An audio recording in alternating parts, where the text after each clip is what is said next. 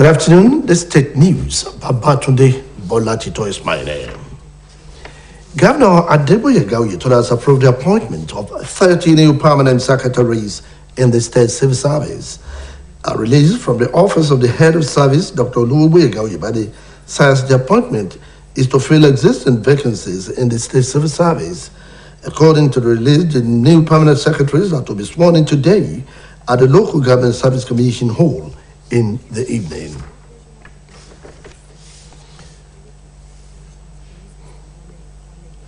Governor Adeboye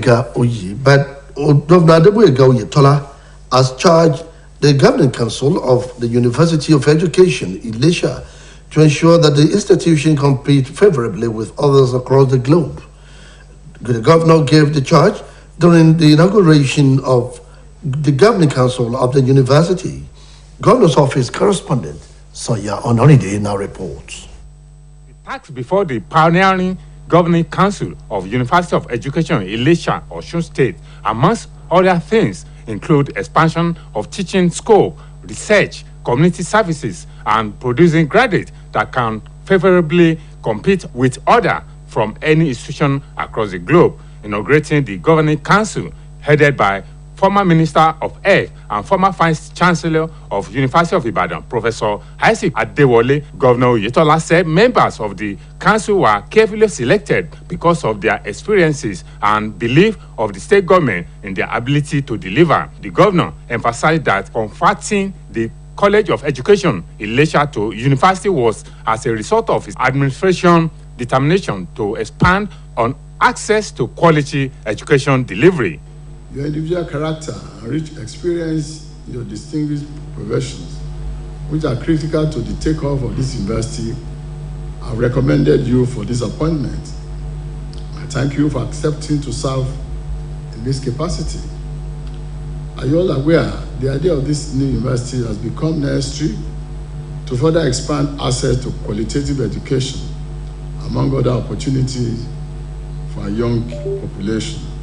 Speaking on behalf of other members of the Governing Council, Chief Akinwale Akinola thanked Governor Oyetola for counting them worthy and promised that the council will deliver on the mandate given to them. The inauguration of the Governing Council completed the task of implementation committee earlier inaugurated for the university by Governor Adeboye Gawuye. From the Governor's Office, Saya Ononide reporting.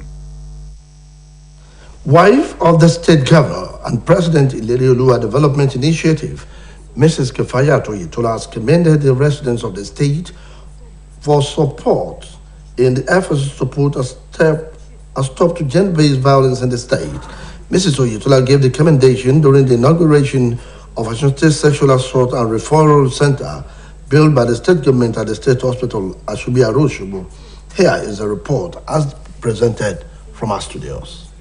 According to the wife of Osun State Governor, Mrs. Kefayat Oyetola, the official opening of the referral center is a major milestone on the part of the State Committee Against Gender-Based Violence and the state government in the efforts at combating sexual and other gender-based violent cases in the state. The First Lady stated that the referral center is not only meant to take care of rape cases alone, but also child abuse cases, domestic violence, harmful traditional practices, intimate partner violence, sexual slavery, and other unwholesome behaviors. She noted that the campaign against gender-based violence became necessary because of the increasing number of rape cases across the country, thereby prompting the Nigerian Governors' Wives Forum to rise up to curtail the menace. Mrs. Oyetola, who stated that her non-governmental organization and the State Gender-Based Violence Committee will not leave any stone unturned in the fight against sexual violence, said strategic engagements have been held with the judiciary, executive, and legislature, and has helped in the domestication of the Violence Against Persons Prohibition Act. She revealed that the state is working to ensure that sexual and gender-based violence service providers are connected to the referral center through standard operating manuals in a bid to ensure total eradication of the incident in Osun while appreciating the State Hospitals Management Board and Specialist Hospital Asubiaro for their support. Our aim is to completely eradicate sexual and gender-based violence in our state, which I believe is possible with the good team we have. We must not mistake the SGBV is limited to rape alone. It manifests in child sexual abuse, domestic violence, harmful traditional practice such as female genital mutilation, intimate partner violence, sexual slavery and transactional sex, among others. Earlier in his remark, Commissioner for Health, Dr. Rafiu Isamatu, expressed gratitude to the wife of the governor, Mrs. Kafayat Oyetola, for working tirelessly at ensuring that the center is completed, saying it will go a long way in helping victims facing different sexual assault in the state. High point of the program was the official commissioning of the center as performed by the First Lady, Mrs. Kafayat Oyetola. Osun State House of Assembly has passed the 2023 State Appropriation Bill of 138 billion naira into law.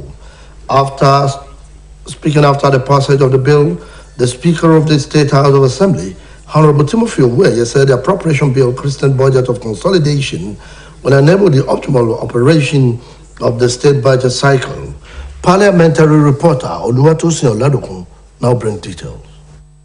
Osun State House Assembly immediately began the budget defense exercise after its presentation by Governor Adeboye Oyetola with the view to ensuring the timely passage of the draft estimates.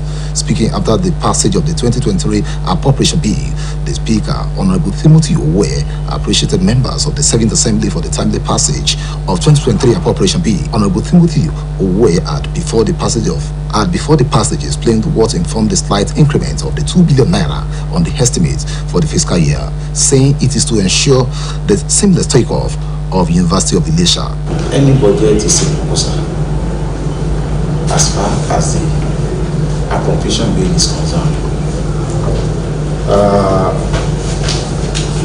Although the governor proposed 136 billion budget size to the House, there was an increase in the budget, a sum of 2 billion, which happened to be the takeoff grant for the University of Ilesha. According to the Speaker, the breakdown of the state estimates are personal expenditure 45 billion naira, reoccurrence expenditure 53 billion naira, capital expenditure 39 billion naira. Size of the budget is 138 billion naira. Also at the plenary, the House attended to Governor Adeboye Oyetola's nominee as members of the Judicial Service Commission for the consideration of the House. The Speaker, Honorable Timothy Oweye, equally appealed to the residents of the state to be law-abiding before, during, and after November 27 transition,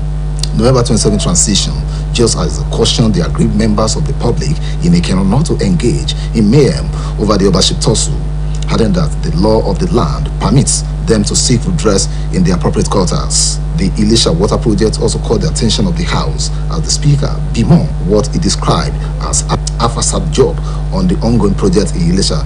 The Ministry of Water Resources of this state, the consultant in charge of that water, Mrs. Tawa Williams, who happened to be the consultant, the Ganji, who I think is one of the subcontractor as far as the project is concerned. Also, all of them to appear before this House on Tuesday. Oluwatosin Oladokun, Osbc News.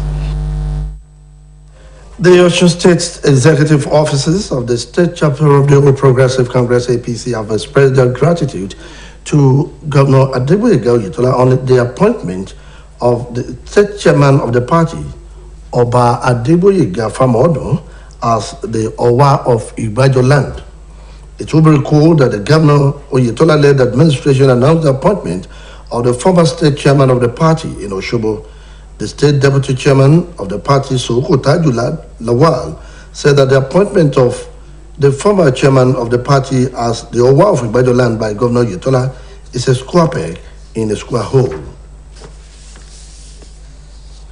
That ends the state news on Osbc TV. Please join us at 5 for the evening news. Good afternoon.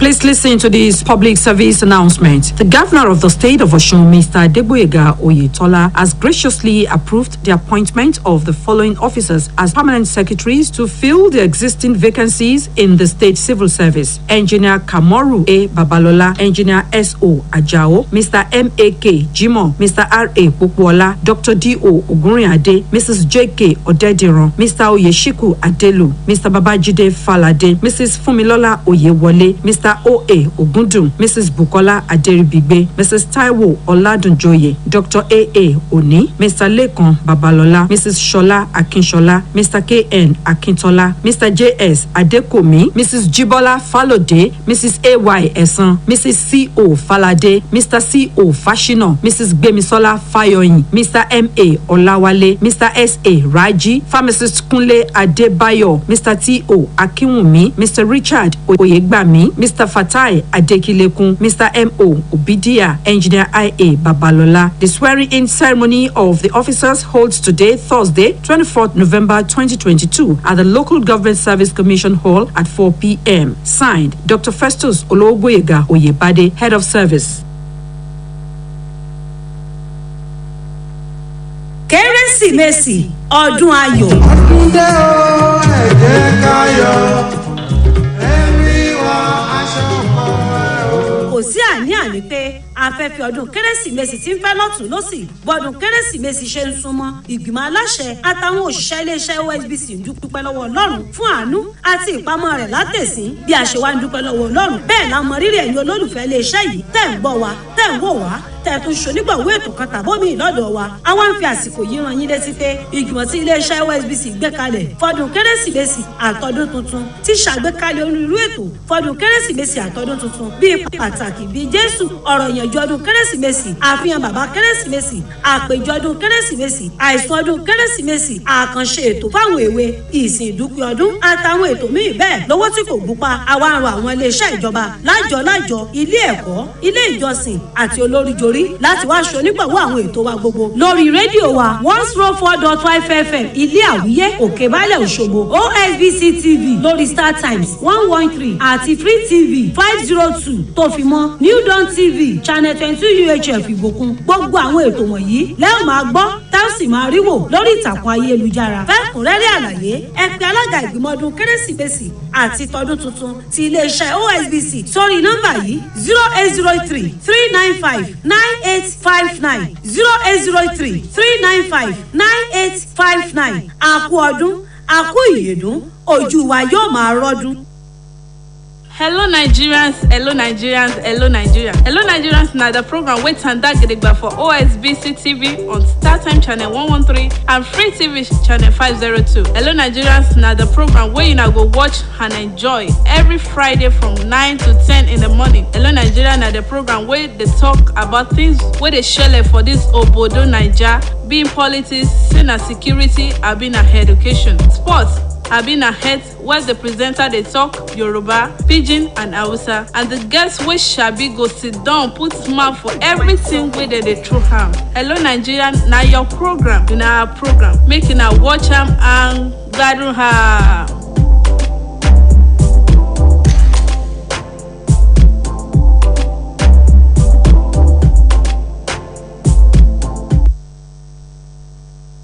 ọyẹ ìtẹ̀lé mi ká lọ gbogbo ọmọ ìpínlẹ̀ Ọ̀ṣun ìpínlẹ̀.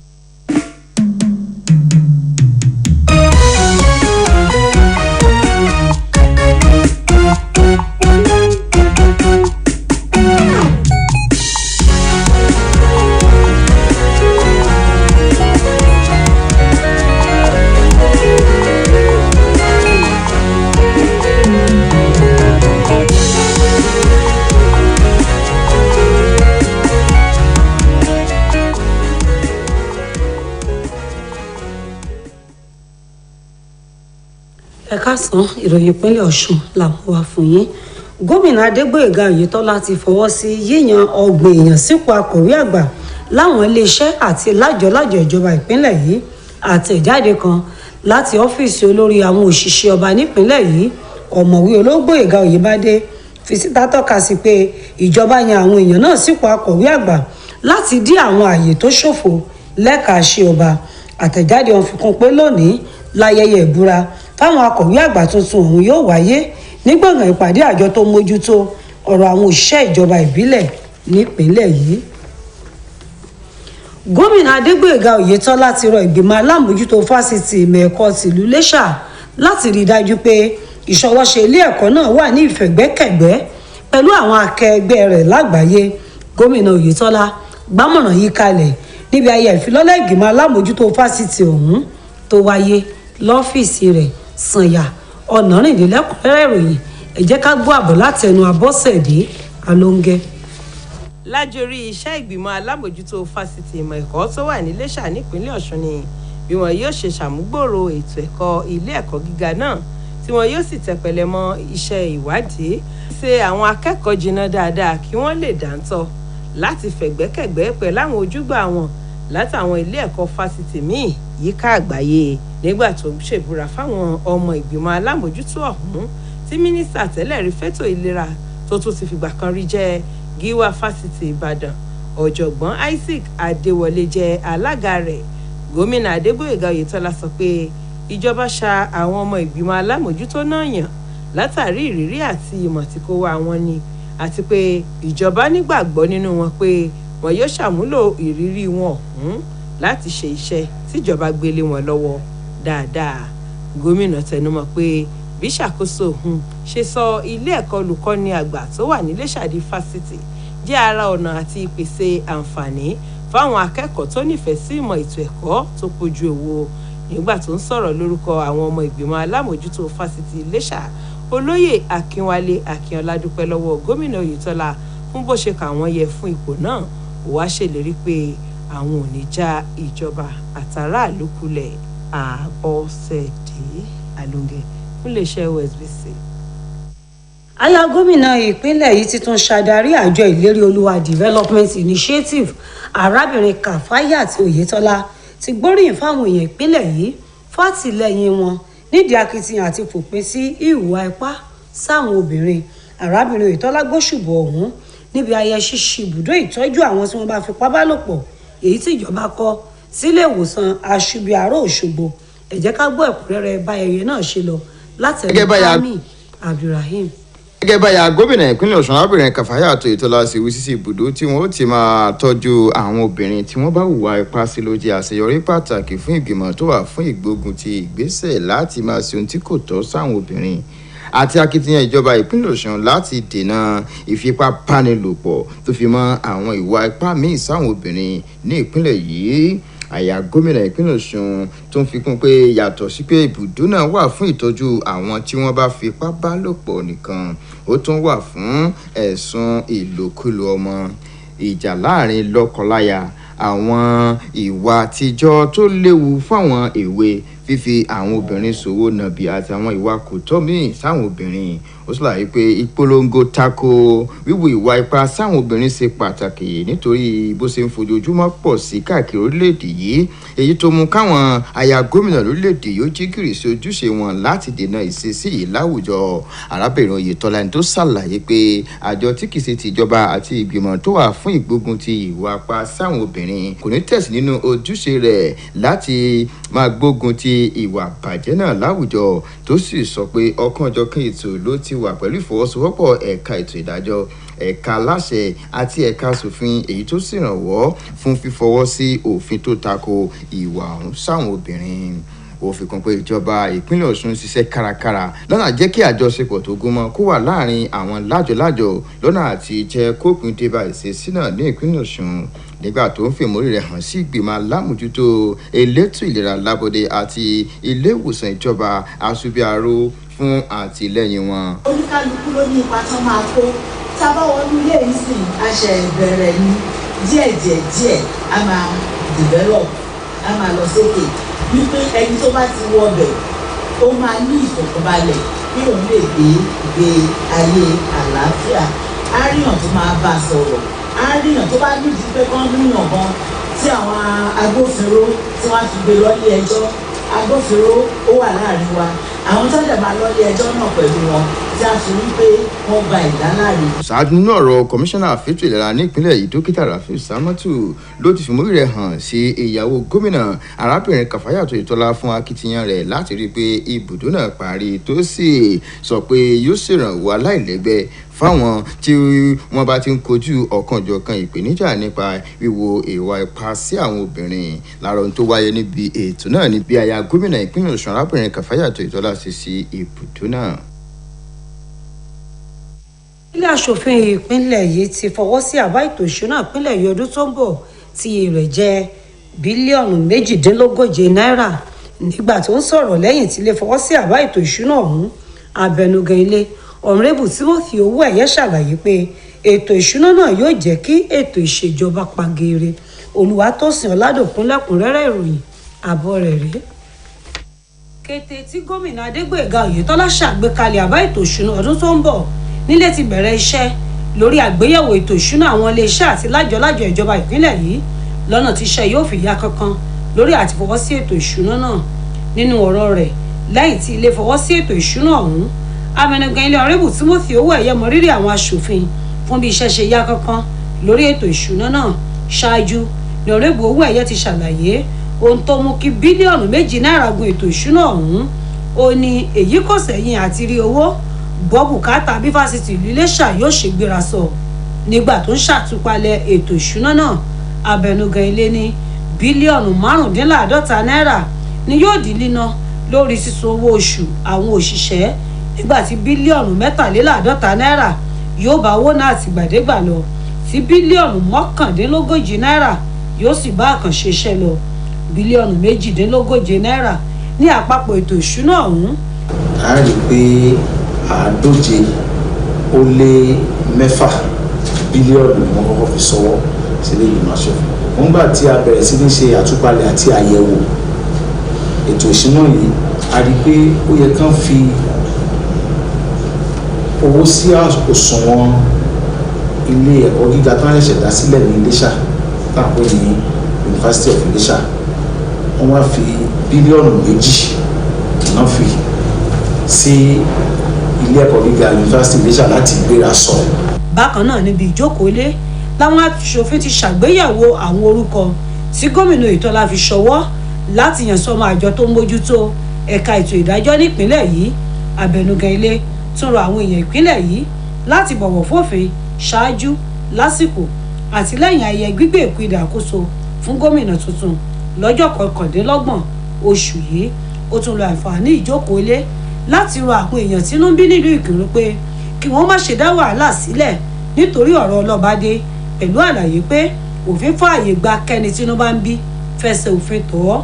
ilé tún jíròrò lórí àkànṣe iṣẹ́ ìpèsè omi ìlú Iléṣà, níbi tí ọ̀rẹ́bù owóẹ̀yẹ ti fojú láì fi wo àìṣedéédé tó wà nínú àkànṣe iṣẹ́ náà. ilé wa ránṣẹ́ pé kọngílá tó gba iṣẹ́ ọ̀hún láti wá ṣàlàyé ẹnu rẹ̀. ìgbìmọ̀ aláṣẹ ẹgbẹ́ òṣèlú APC nípínlẹ̀ yìí ti fẹ̀mí ìwé ràn sí gómìnà Adégbóyèga Oyètọ́lá fún yíyan alága ẹgbẹ́ ọ̀hún tẹ́lẹ̀ rí ọmọọba Gbóyèga Fámúọdún gẹ́gẹ́ bí ọwọ́ àti ìgbàjọ. a rántí pé ìjọba gómìnà Oyètọ́lá kéde ọmọọba Fámúọdún bí ọwọ́ tuntun tìlú ìgbàjọ. ìgbákejì alága ẹgbẹ́ APC nípínlẹ̀ yìí Ṣókò Tájù Láwà ṣàpèjúwe yíyan alága tẹ́lẹ̀ rí fẹ́gbẹ́ APC sípò ọwọ́ àti ìgbàjọ bí ìka tó tọ́ sí mú tá a fi ré. èyí ló pin ìròyìn ìpínlẹ̀ Ọ̀ṣun wa fún ti àkókò yìí. aago 5:15 ní kẹ́ ẹ tún pàdé wa nígbà táwọn máa mú ìròyìn ìrọ̀lẹ́ wá fún yín. ǹjẹ́ títí ìgbà náà ẹ kú kalẹ̀.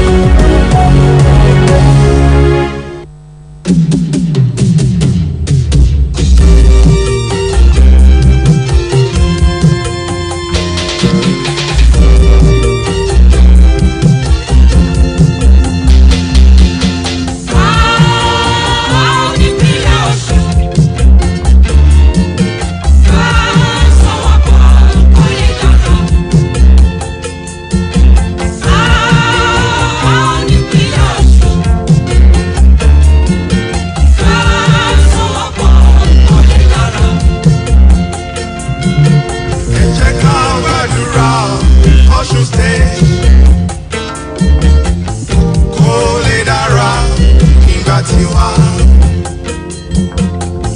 Káyé má bàjẹ́ nígbà tiwa. Ogun má wọ̀lú nígbà tiwa. Kí ọ̀wọ́n náà